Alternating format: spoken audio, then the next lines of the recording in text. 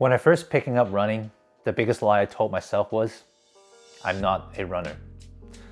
And I had the good reasons to believe that. When I grew up, I always felt weak in cardio, and running felt like the one thing my body was not built for. I was 33 when I started running, and at that point, running felt like something that had already passed me by. But after running consistently for over 100 weeks, I realized something. The problem wasn't that I wasn't a runner. The problem was I misunderstood what starting running is supposed to feel like. So in this video, I want to talk to the people who don't see themselves as athletic, or those who think running is never for them, and for whatever the physical disadvantage they grew up with. I'm going to break down why walking during a run isn't cheating, why being a non-athlete like us can actually be an advantage, and the one thing beginner runners should focus on that would change the way they see running. For most of my life, I never saw running as something that belonged to me. Hockey makes sense to me, badminton made sense to me. Sports with adrenaline, competition, quick rewards, those felt fun. But running felt boring, slow, and unrewarding. And because I already had this identity that my lungs weren't great, every hard run felt like proof. Every time I run, I end up telling myself, see, this isn't for you. But that was a lie. Not because running was easy, but because I thought discomfort meant I'm not made for this. And I thought this would take a long time to correct it, when really it often just meant I haven't gotten used to running as a habit yet. The first thing beginner runner needs to understand is this. For most beginners, the first 10 minutes are not really a warm-up. They are a negotiation within your body. Your body is negotiating with the movement. Your breathing is adjusting. Your heart rate is rising. Your legs are trying to find rhythm. It almost feels like your body is revolting against you. Like every ache and pain is screaming, why are we doing this? And that still happens to me. Even after 100 weeks of running, the first kilometer or two can feel very awkward. My body still needs time to settle into the movement. So if you start running and 20 seconds in you feel terrible, don't panic too early. The screaming from your body is just part of the process. And that feeling doesn't always mean stop. Sometimes it just means your body hasn't found the rhythm yet. And I know how that feels. You're already feeling like you're dying just 10 minutes into your run. Feels like a betrayal. But that's exactly the mistake you can easily make. A lot of beginners panic and give up too early. They feel uncomfortable, so they make changes right away. And because of it, the run gets worse. And the biggest mistake one could make is running way faster than your actual easy pace is, and adjusting too many things at the same time. Every beginner does it, including me when I first started. Here's the thing that started to help me with that. I remind myself that running is a rhythm, and rhythm takes time to arrive. It's much easier to build rhythm at a slower pace. Think of that you're learning to play a piece of music. You're aiming to land each note on the right beat. In the beginning, it's hard because your brain and physical muscles hasn't get used to it yet. And if you never played music before, you don't even have any foundations, it's gonna make it even harder. You need a lot of repetition and consistency on it.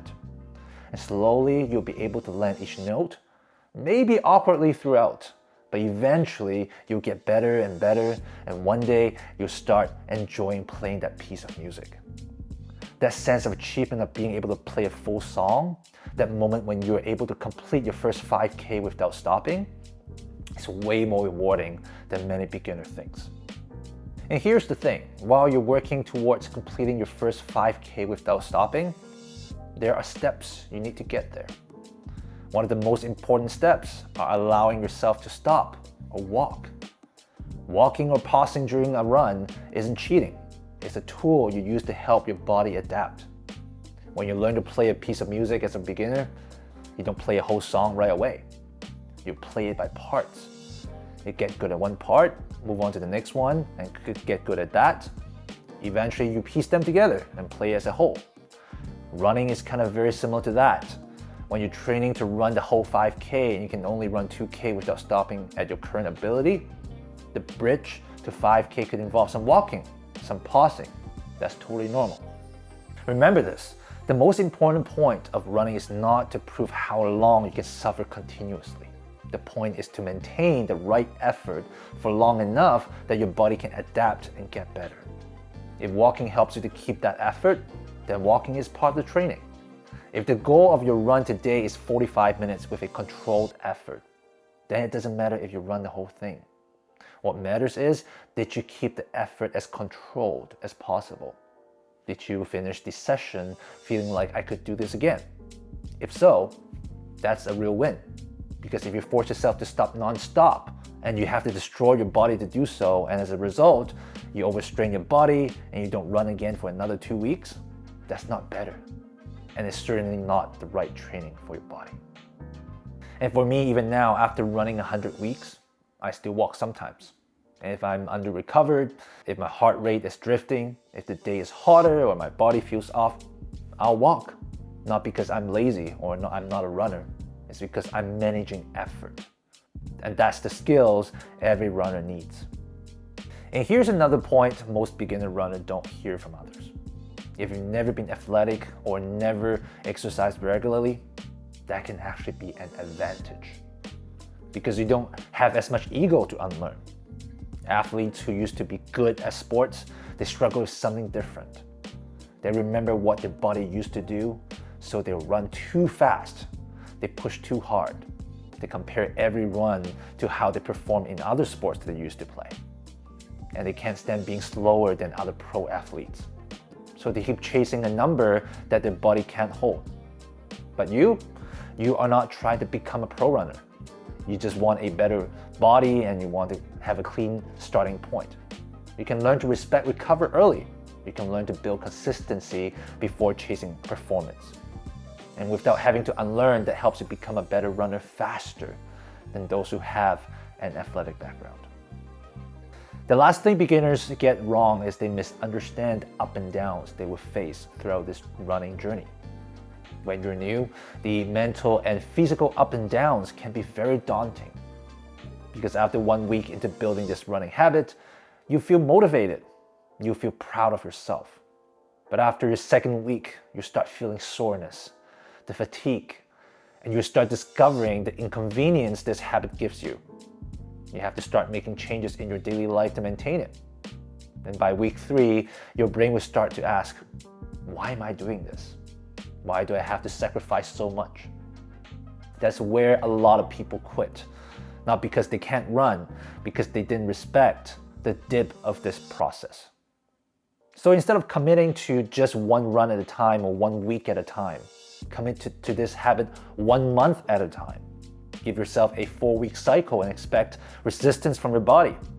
The last week of the month is where you prove you are not just chasing off motivation. Instead, you're here to build a system. That's the one mental shift that matters. I want you to expect the hard week will come. And when hard week comes, you won't treat it like a surprise. You'll recognize it as part of the process. Running is one of those things that doesn't give you anything back until you earn it. And that's exactly why I like it so much. Because when I earn it, the internal conviction and confidence I get from it is far more satisfying than external validations. Here's the reality. There's no fun phase at the beginning. You don't get the runner's high in week 1. Instead, you'll get sore legs. You get doubts in yourself. You get, why does everyone on Instagram make it look so easy? That gap between starting to run and actually enjoying it, I call it the fun gap. It exists for every beginner runner. But on the other side, if you stay consistent long enough, something will shift. Your legs will eventually find a rhythm, your breathing will start to settle, and one day, when you're in the middle of the run, you realize this doesn't feel terrible anymore. And from there, running stops becoming just something you suffer through. It starts opening doors in your life. It gives you the energy to do more things with your family instead of feeling like you can only handle 1 thing or 2 in life. And it can be the sports you always wanted to try but never thought you had the body for it. And when you earn it, You do. It can be showing up to a weekend race in another city and meeting people who went through the exact same phase you're in right now. The fun of running isn't always the running itself. It's what running makes possible once you build the foundation. So if you're in that fun gap and it feels like running is just a boring, one-dimensional thing with no adrenaline and no reward, know that the reward isn't in the next run. It's in what the next run is building towards.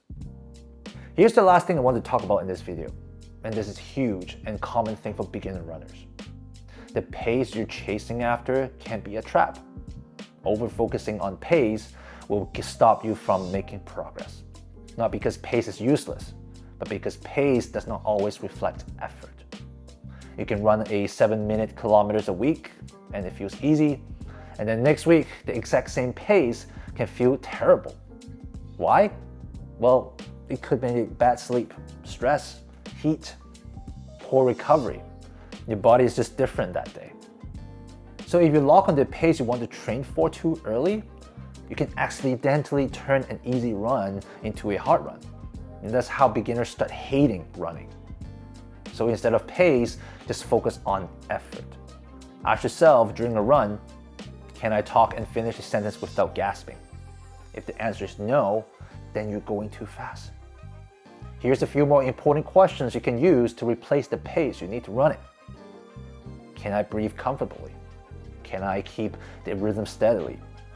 Can I finish without feeling destroyed? All those questions matters more than the number on your watch, especially for beginner runners. Remember, you're not just learning how fast you can run. More importantly, you're learning how easy feels like.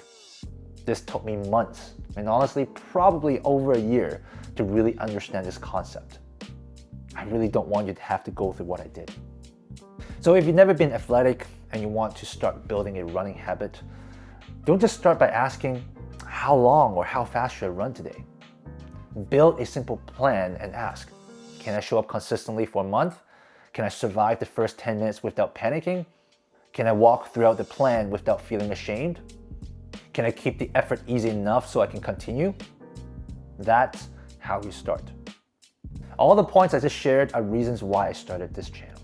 I started as someone who don't believe running was for me, with lungs I was told to protect, and now I've run consistently for over 100 weeks. And I want you to know that you're not the only one going through this journey.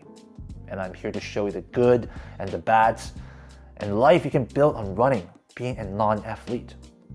Everything I share in this channel is not just theories. They're conclusions of things I experimented and implemented on my own journey. So if you're with me and want more of it, click the subscribe button and comment below and let me know. And one last thing before we end here. Remember this, unlike other athletes, we don't run because we're talented. We run because we can rebuild how we see ourselves. This is Felix, just figuring things out one run at a time, and I'll see you in the next one.